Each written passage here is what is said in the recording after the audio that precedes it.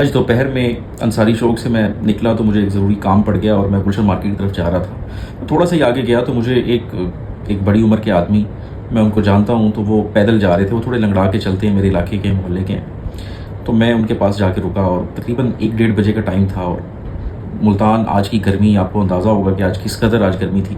تو میں ان کے پاس رکا تو میں نے ان سے کہا کہ چاچا جی خیریت ہے، انہیں گرمی کتنے جا رہے ہو؟ تو کہتے پوت میں نا ذرا کم آیا میں تو میں کم تے جا رہا ہیں. تو وہ نا جو دھاگا ہوتا ہے، جو تانی ہوتی ہے، اس کو گرا باندھنے کا کام کرتے ہیں. ہماری پاور لوم کی زبان میں اس کو مروڑی لگانا کہتے ہیں. وہ کام کرتے ہیں. تو میں نے ان سے کہا کہ آپ شام کو کر لیتے، ایسا کیا مطلب مسئلہ تھا، آپ شام کو چلے جاتے. اتنی گرمی، اتنی دوپہر میں آپ اس ٹائم جا رہے ہیں اور پیدل جا رہے ہیں تقریباً. اور وہ انہوں نے مجھے بتایا کہ وہ علاقہ ہے غوث پورہ، تو وہاں پہ اندر جا کے جو ہے نا گلیوں میں، وہاں پہ میں نے جانا ہے. تقریباً 3 کلومیٹر کا سفر بنتا ہے جہاں پہ انہوں نے جانا تھا. وہ پیدل جا رہے تھے. تو وہ کہتے ہیں کہ بات یہ ہے کہ 2 دن سے میں گھر فارغ بیٹھا ہوا تھا، کوئی کام نہیں تھا، کام ہی نہیں آیا. اور آج کام کا فون آیا ہے. تو اگر میں ان کو کہہ دیتا کہ میں شام کو آؤں گا تو ہونا یہ تھا کہ انہوں نے کوئی اور بندہ بلوا لینا تھا اور میرا آج کا کام بھی رہ جانا تھا.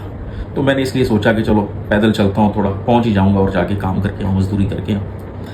تو میرا بڑا دل خراب ہوا ان کی بات سن کے. میں نے ان کو کہا پیچھے بیٹھیں، میں آپ کو چھوڑ کے آتا ہوں اور میں اسی طرف ہی جا رہا ہوں، تو میں آپ کو چھوڑ دوں گا، آپ بیٹھیں. تو وہ بیٹھ گئے. تو میں نے ان سے کہا کہ آپ اتنی گرمی میں جو جا رہے ہیں، خدا نہ خواستہ آپ کو رستے میں کوئی طبیعت خراب ہو جائے، ہارٹ اٹیک ہو جائے، کوئی اور مسئلہ ہو جائے، تو آپ نے یہ نہیں سوچا؟ تو مجھے کہتے بھی بات یہ ہے کہ اب ہو جائے تو پھر ہو جائے. اب زندگی سے لڑ رہے ہیں، یہ ایک جنگ ہے جو لڑ رہے ہیں. اگر کچھ ہو جائے گا تو جنگ لڑتے ہوئے جائیں گے دنیا سے، اور یہی ہمیں قبول ہے، کوئی مسئلہ نہیں ہے اس. تو میں حیران رہ گیا ان کی سوچ دیکھ کے. تو میرے دوستو، ہمیں جو اللہ نے نعمتیں دی ہیں اس پہ اللہ کا شکر ادا کرنا چاہیے. ان دستیاب نعمتوں پہ قناعت کرنی چاہیے اور جتنا ہو سکے لوگوں کے لیے آسانیاں بانٹنی چاہیے. اور مجھے وہ شخص اتنا پیارا لگا، میں اس کا نام نہیں لوں گا، تقریباً میرے ملنے والے سارے لوگ ان کو جانتے ہیں.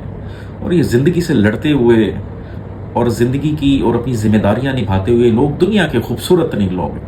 اللہ کے دوست ہیں، ان کی قدر کریں، ان سے پیار کیا کریں. Thank you.